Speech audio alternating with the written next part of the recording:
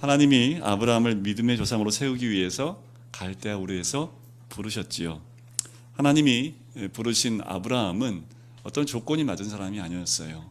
또 믿음이 충만한 사람도 아니었고 자격이 맞는 사람이어서 부른 것도 아니지요. 그런 주권적인 선택이었습니다. 하나님의 구속의 역사를 이루기 위해서 하나님이 비전 때문에 아브라함을 선택하신 거지요. 또한 변함없이 지금도 우리를 그와 동일하게 부르고 계신 줄 믿습니다.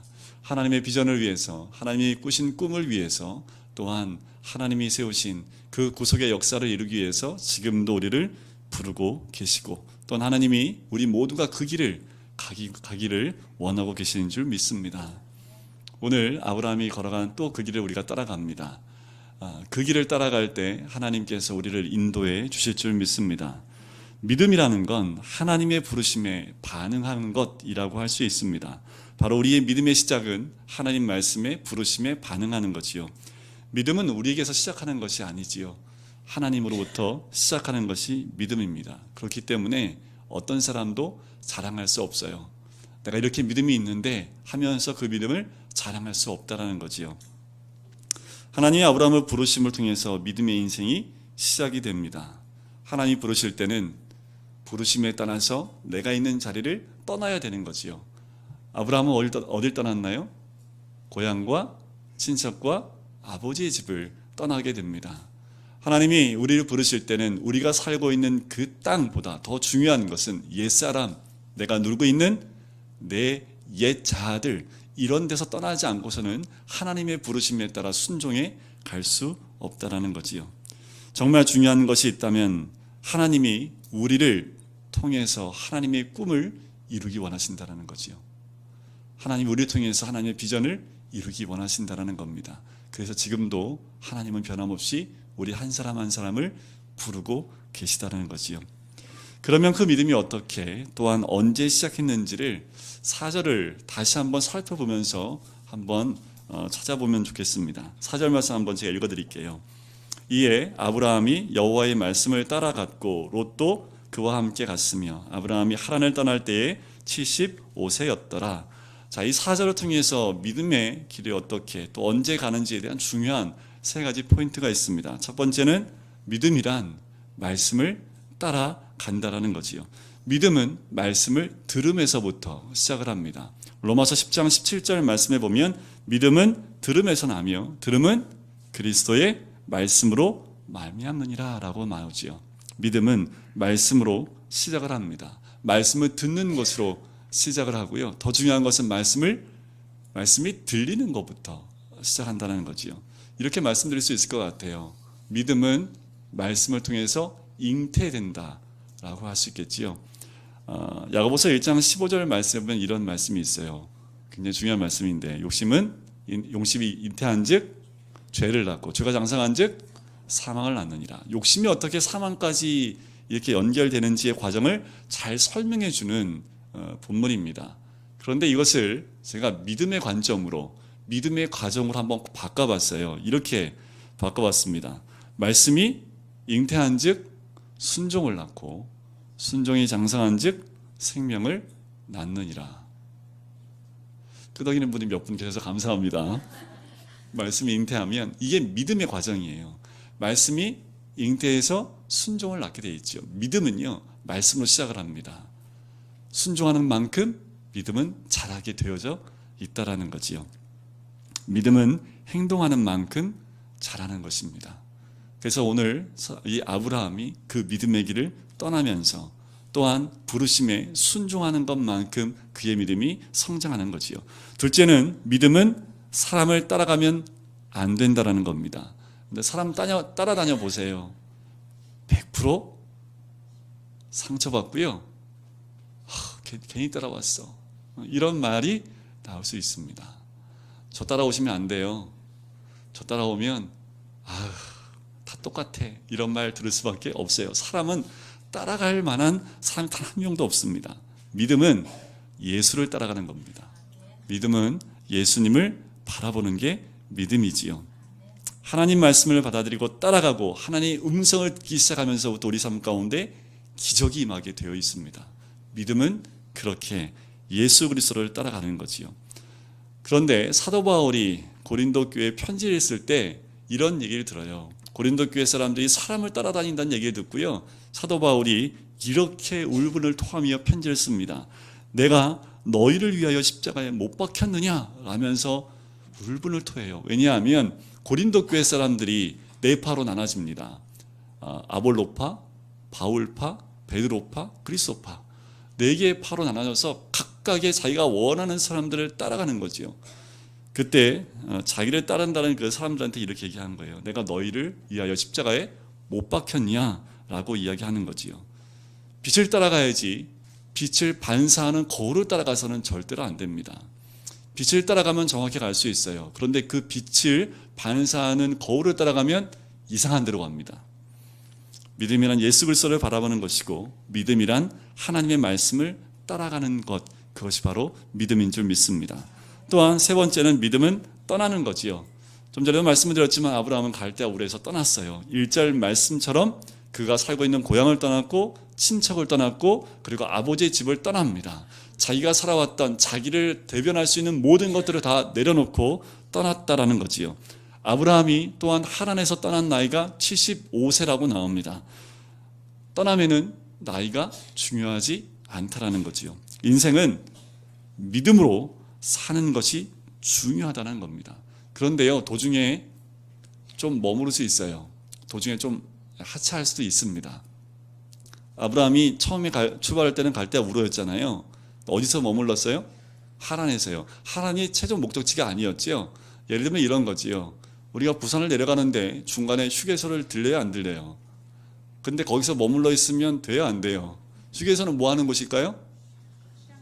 화장실 가는데, 그죠? 잠깐 배고파서 요기하는데, 뭐 이런 거잖아요. 근데 거기가 굉장히 좋지요. 잘 해놨잖아요, 그죠? 그렇다고 부산 안 가고 거기서 머물러서 그냥 거기서 계속 살고 있으면 잘하는 거예요, 못하는 거예요? 아니죠. 휴게소는 잠깐 뭐 하는 거예요? 쉬는 거지요. 다시 시작해야 합니다. 다시 시작하는 것이 복이지요. 머물러 있다가 거기서 영원히 머무르는 것이 아니라 다시 시작할 수 있는 것이 믿음입니다. 다시 시작할 수 있는 것이 용기라는 거지요. 우리는 다시 시작해야 합니다. 믿음으로 다시 출발해야 한다는 거지요. 다시 시작하기에 늦은 나이는 하나도 없습니다. 시작하는 나이가 바로 믿음의 나이기 때문에 그렇습니다. 아브라함은 아버지를 떠나는 아픔이 있었지만 계속 무엇을 따라가요? 하나님의 말씀을 따라서 간다라는 거지요. 그 말씀을 따라가고 가다 보면 하나님이 이 아브라함을 뭘로 만들어요? 믿음의 조상으로 만든다라는 겁니다. 5절 말씀을 보실까요? 아브라함이 그의 아내 사레와 조카 롯과 하란에서 모은 모든 소유와 얻은 모든 사람들을 이끌고 어디로 가려고요? 가나안 땅으로 가려고 떠나서 마침내 가나안 땅에 들어갔더라. 믿음의 여정이 쉽지 않습니다. 아브라함이 떠난 그 믿음의 여정이 절대로 쉽지 않습니다. 그 모든 사람과 모든 소유를 끌고 간 길이 믿음의 길이라 할지라도 그 길은 쉬운 길이 아니에요. 하란에서 가나안 땅까지 길이가 약 400에서 500km 정도 떨어져 있는 길입니다. 그 당시에 움직이기 결코 쉬운 길이 아닙니다. 그것이 정확한 목적지라는 것을 아브라함이 알고 있지도 않아요. 그런데 믿음 따라서, 말씀을 따라서 그 먼 거리를 간다는 것 결코 쉽지 않은 길입니다. 아브라함이 가는 것을 알았다면 더 좋았겠지요. 하지만 아브라함은 하나님이 지시하실 그 땅으로 갔다라고 되어 있습니다. 어딜 가야 되는지, 언제 멈춰야 되는지 아무것도 모르고 그냥 말씀을 따라 가는 인생이었다라는 거지요. 어떠세요? 우리 인생 그런 것 같지 않으세요? 태어날 때부터 목적지를 정하고 태어나신 분 계십니까? 하나님이 정하신 목적지는 있지만 우리 개인은 어디로 가는지, 어디가 최종 목적지인지를 알 수가 없는 거지요. 여행할 때 목적지 없이 가는 사람이 있습니까? 저는 여행할 때 목적지 없으면 안 갑니다. 저는 그래서 차를 타고 가다가도 목적지가 딱 있으면 그냥 스트레이트로 가요. 딴 데 이렇게 안 가고요, 안 보고요. 그냥 제 성격인데, 그래서 여행할 땐 목적지가 없으면 잘 안 가요. 그런데 믿음의 여정은요, 목적지가 어딘지 모르고 하나님이 가라면 가고 하나님 멈추라는 그곳이 바로 목적지입니다. 하나님 말씀을 따라 지시하는 땅으로 가기 위해서 그 먼 거리를 떠나왔는데 오늘 말씀해 보니까 어때요? 아브라함이 불평하고 있나요? 원망하는 모습이 나오나요? 전혀 나오지가 않아요. 이들이 떠나서 마침내 가나안 땅에 들어왔다는 그 한마디에 아브라함이 얼마나 힘들었던 여정을 이야기하고 있는지 그 한마디에 다 녹아 들어가 있는 것을 알 수 있습니다. 이 과정을 히브리서 기자가 이렇게 얘기합니다. 11장 8절에 보면 믿음으로라고 나와요. 믿음으로 아브라함은 부르심을 받았을 때에 순종하여 장래 유업으로 받을 땅에 나갈새 갈 바를 알지 못하고 나갔다고 하는 거지요. 믿음으로 갈 바를 알지 못하고 나갔던 아브라함이라고 이야기합니다. 이스라엘도 광야를 40년 동안 헤매고 다녔지요. 근데 이스라엘은 목적지가 있었어요, 없었어요? 정확하게 있었습니다. 가나안 땅이라는 데가 있었다라는 거지요. 그리고 이스라엘 민족은 광야를 갈 때 무엇의 인도를 받았어요? 구름 기둥과 불 기둥의 인도를 정확하게 받았지요. 근데 아브라함은요, 그냥 말씀에 의지하여 믿음으로 갔다라는 겁니다. 마침내 여러 가지 어려움 가운데 드디어 가나안 땅에 들어갑니다. 자, 이러면 우리가 뭘 기대할 수 있을까요? 마침내 갔어요. 믿음 하나만 붙들고 하나님이 어디로 가라는지 모르겠는데 하여튼 갔어요. 그래서 마침내 하나님 말씀하신 가나안 땅에 들어갔어요. 그러면 우리는 무엇을 기대합니까? 예를 들면 이런 거지요. 주를 위해서 말씀 하나 붙들고 신앙만 붙들고 살아왔어요. 말씀을 순종하며 걸어왔어요. 내 삶 모든 것 다 내려놓고 내 옛자 다 죽이고 자기를 부인하고 믿음만 따라서 예수님만 바라보고 예수님만 따라왔어요. 그러면 우리가 기대하는 게 뭘까요? 뭘 기대해요? 다 이게 준비되어 있는 거 아닙니까? 밥상 다 차려놓고 수고해서 일로 와서 먹어 좀. 이거 아닐까요? 이걸 기대하지 않겠습니까? 아브라함이 가나안 땅에 들어갈 때 그 숱한 고난과 어려움 가운데 들어갔을 때 아브라함이 우리와 똑같이 기대하지 않았을까요? 많은 사람들이 박수 쳐주면서 수고했습니다. 여기까지 오느냐고 너무 수고했어요. 축, 환영, 이런 프랭카드가 붙어있으면 얼마나 좋을까. 그게 아니래도 가나안 땅이 갈대아 우르만큼 좋은 땅이든지 아니면 더 나은 땅을 기대하지 않았겠습니까? 그런데 그 땅에 들어갔더니 거기에 누가 있어요? 원주민이 있다라는 거죠. 가나안 원주민이 그 땅에 살고 있었습니다. 6절 말씀을 같이 읽어볼까요? 시작. 아브라함이 그 땅을 지나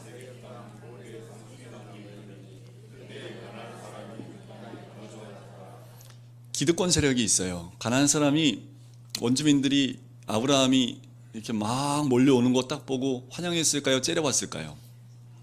저 뭐야? 쟤들 뭐야? 갑자기 여기 왜 와?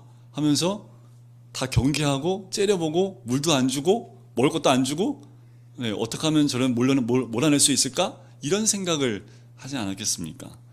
말씀에 순종해 왔더니 뭐가 기다리고 있어요? 힘들어. 고난이 또 준비되어 있었다라는 거지요. 아브라함의 순종은 우리가 성경에서 봤듯이 온전한 순종입니다. 떠나왔어요. 믿음 하나 가지고 모든 건 내려놓고 말씀만 의지해서 가나안 땅까지 왔습니다.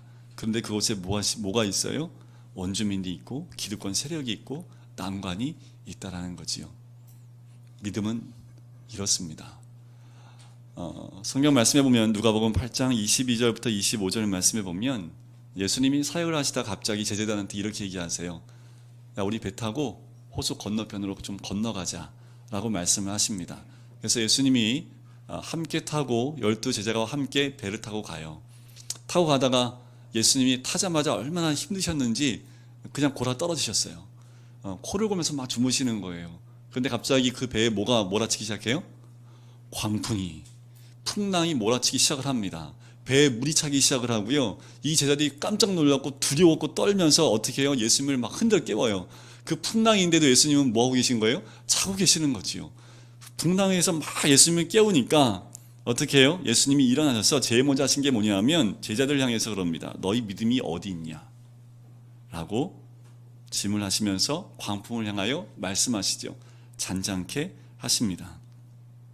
중요한 것은 제자들이 예수님 말씀에 따라 순종했어요, 안 했어요? 순종했지요. 배 안에 예수님이 계세요, 안 계세요? 계시지요. 근데 풍랑이 왔어요, 안 왔어요? 왔지요. 제자들이 얼마나 힘들었을까라는 거예요. 분명히 예수님 말씀에 따라 순종해 왔고 예수님이 나와 함께 하시는데 왜 이런 고난과 풍랑이 오냐는 거지요. 예수님 배 안에 함께 계신데도 두려움에 사로잡혔던 겁니다. 왜 두려움에 사로잡혔을까?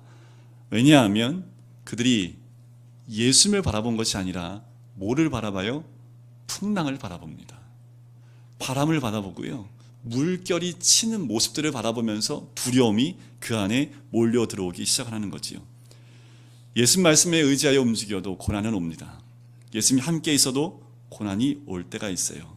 그때 우리가 바라봐야 될 것은 고난이 아닙니다. 역경이 아닙니다. 그때에도 우린 누굴 바라봐야 돼요? 예수님을 바라봐야 되는 거지요. 그게 믿음입니다. 광풍을 바라보고 함께 계신 주님을 보지 못하는 것, 그것은 믿음이 아니지요. 그래서 예수님이 질문하는 거예요. 너희 믿음 어디 있냐? 그런데 그거 아십니까? 제가 믿음이 있는지 없는지, 우리 성도님들이 믿음이 있는지 없는지 지금 알 수 있어요? 지금은 다 믿음이 있는 것 같죠. 여러분들 저 보시기에 얼마나 믿음이 좋은 것 같아요. 목사인데, 그죠? 그런데 언제 그 믿음을 알 수 있을까요? 한번 지금처럼 이 비바람이 이렇게 오는 것이 아니라 풍랑이 한번 몰아쳐 봐야지 믿음이 있는지 없는지 알 수 있는 거지요. 우리의 믿음은, 지금의 믿음은 닥쳐오는 고난과 그 아픔을 이겨내기 위해서 필요한 그 믿음을 오늘도 바라보고 있는 거지요. 고난이 없이 평안할 때는 누구나 믿음이 있는 것 같습니다. 제자들도 믿음이 있는 사람이었지요. 그렇기 때문에 제자를 뽑았겠지요. 그런데 막상 고난이 오니까 이들의 믿음을 다른 데 두고 왔어요. 어디다 두고 왔을까요?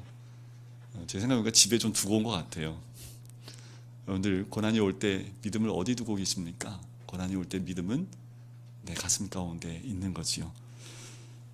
그런데 믿음을 따라 갈 때 장애물이 눈에만 보이는 게 아니에요. 오늘 이 6절 말씀에 보면 가나안 사람만 나오지만 실제로 제가 현미경으로 아브라함의 가슴을 뚫어지게 보니까 진짜 장애물이 어디 있냐면 그의 가슴 가운데 있더라고요. 그의 마음 가운데 있더라고요. 왜냐하면 아직 버리지 못한 옛사람, 갈대아 우르에서 살았던 삶의 습관들, 그리고 아버지와 함께 살면서 가졌던 그 삶의 습관들이 아직도 이 아브라함 가운데 있는 거지요. 그것을, 그 세상에서 묻어나왔던 모든 것들을 벗어버리지 않으면, 그것을 깨트리고 무너뜨리고 그 옛사람을 죽이지 않으면, 그래서 새 사람으로 태어나지 않으면 여전히 이 역경이 다가올 때 내 마음 가운데서 꿈틀거리는 것은 세상적인 습관과 또한 관습과 그 세상에서 경험했던 모든 것들이 또 나를 힘들게 하고 싸우게 한다는 거지요. 눈에 보이는 적은요, 두렵지 않습니다. 상대하면 돼요. 눈에 보이는 적은요, 맞서 싸우면 됩니다. 때로는 믿음으로, 그와 함께 사랑으로 덮어 안으면 돼요. 그런데 진짜 힘든 거는 내 안에 아직 깨어지지 못하고 아직 무너지지 못한 옛사람, 옛 자아 때문인 거지요. 정말 힘든 건요, 내 안에 아직도 무너지지 못한 자아 때문에 투쟁하는 모습입니다.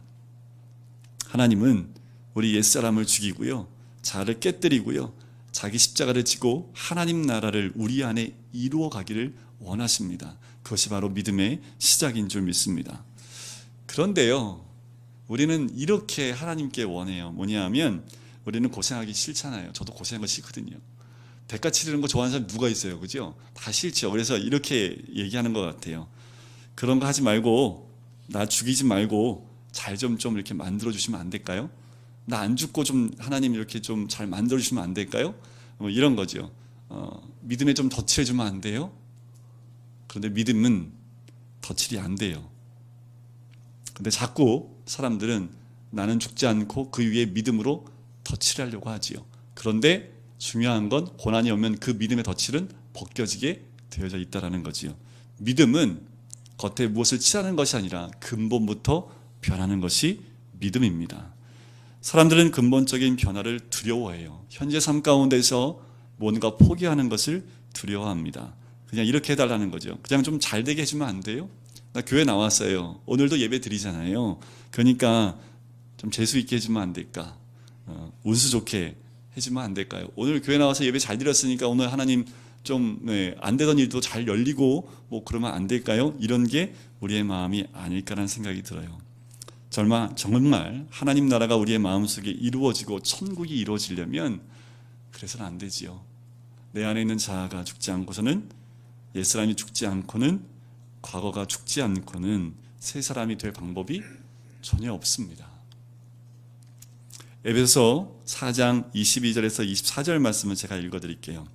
너희는 유혹의 욕심을 따라 썩어져가는 구습을 따르는 옛사람을 벗어버리고 오직 너희의 심령이 새롭게 되어 하나님을 따라 의와 진리의 거룩함으로 지으심을 받은 새 사람을 입으라는 거지요. 입으려면 벗어야지요. 여기다가 또 양복을 입어요. 뭐 이상해 보이죠, 그죠? 안 이상하세요? 그러니까 어떻게 이거를 벗고 새 옷을 입어야 되잖아요. 그와 똑같은 거죠. 사도 바울이 그 원리를 얘기하면서 옛사람을 벗어버리면 새 사람을 입을 수 있다라고 이야기를 합니다.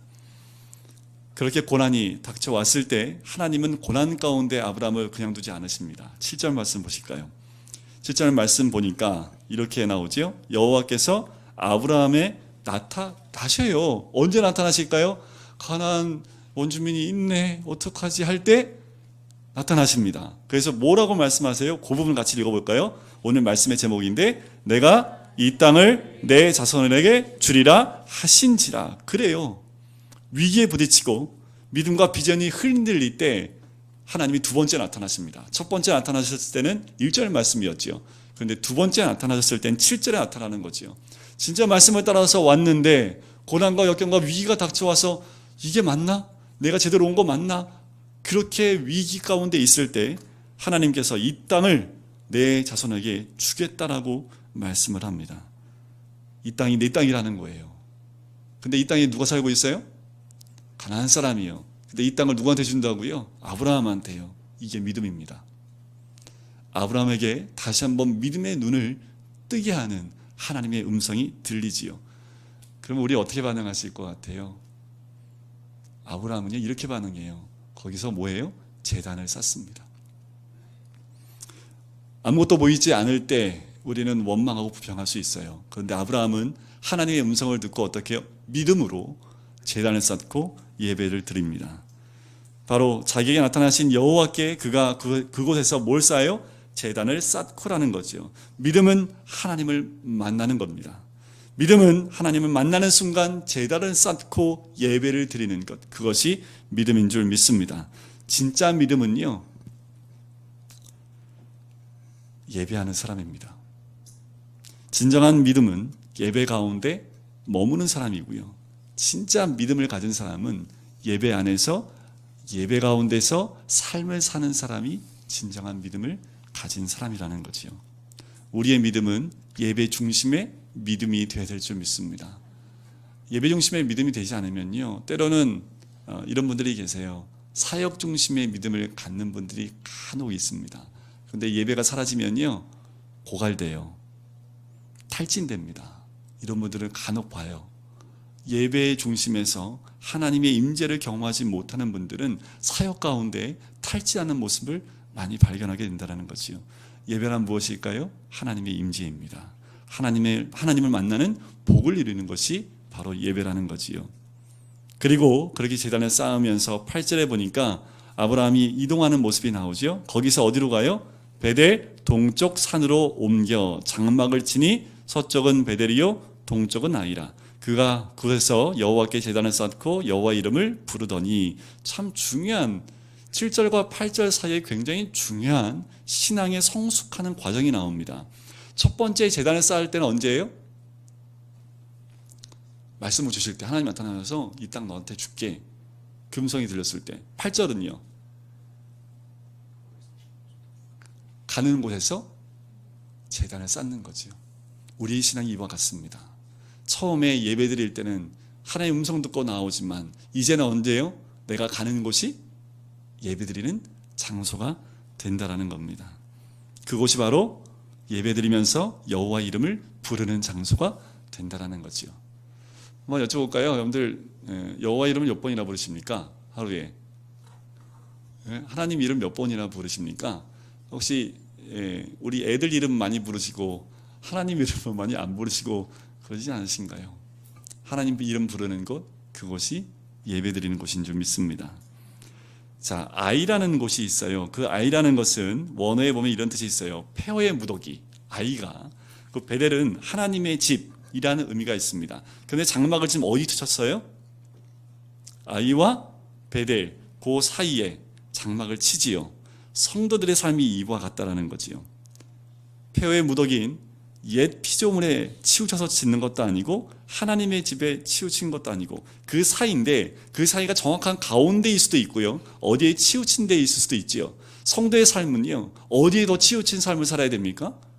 베델에 가까운데 장막을 쳐야겠지요. 근데 여전히 우리는 그 사이에 머무를 때가 더 많다라는 거지요. 하나님 부르심 가운데 우리는 베델로 가까이 나가야 되는데 어쩌면 아이라는 곳으로 점점 더 가까이 나갈 수도 있다라는 거지요. 그게 성도들의 삶입니다. 또 한 가지는 장막과 제단을 좀 볼 필요가 있는데, 장막과 제단, 이것은 세상과 분리된 하나님과 동행하는 인생길을 상징합니다. 뭐냐 하면 장막은 어떤 거예요? 텐트지요. 접었다 폈다 접었다 폈다 하기 때문에 그 인생은 무슨 인생이냐면 순례자 삶을 의미합니다. 순례자의 길을 가는 삶을 의미합니다. 제단은 뭐예요? 당연히 예배를 상징하게 되겠지요. 근데 중요한 것은 순서예요. 제단을 쌓고 난 다음에 그 다음에 장막을 치나요? 장막을 치고 난 다음에 제단을 쌓습니까? 장막이지요. 이 순서가 참 중요합니다. 이 땅에서 우리는 무엇과 같은 인생을 살아가야 됩니까? 나그네 인생이지요. 이 땅이 우리가 머무를 땅이 아닙니다. 이 땅은 우리가 순례자처럼 걸어갈 땅이라는 거지요. 그렇게 장막을 치고 난 다음에 비로소 예배의 삶으로 갈 수 있다는 거예요. 여기가 좋사오니 그냥 이 휴게소에서 영원히 살면 안 될까요? 장막이 안 되겠지요. 그죠? 이 땅 가운데의 모든 삶은 장막과 같은 삶이지요. 순례자와 같은, 나그네와 같은 삶입니다. 그리고 그 장막을 치는 곳마다 우리는 무슨 삶을 드려야 돼요? 예배의 삶으로 나아가야 된다는 거지요. 여기까지면 너무 좋아요. 그런데 9절 말씀 보니까 점점 어디로 옮겨갔더라? 남방으로. 남쪽으로 옮겨가니까 남쪽에 뭐가 있을까요? 다음 주에 함께 나눌 말씀인데, 남쪽으로 계속 내려가면 뭐가 있어요? 애굽이라는 나라가 있습니다. 아브라함이 드디어 믿음 따라왔다가 믿음에서 실족하는 그 과정이 다음 주에 나와요. 우리는 남방 가면 안 돼요. 하나님이 거한 그 땅, 거기가 가나안 땅이 네 땅이야 하면 죽어도 그 땅에 있어야죠.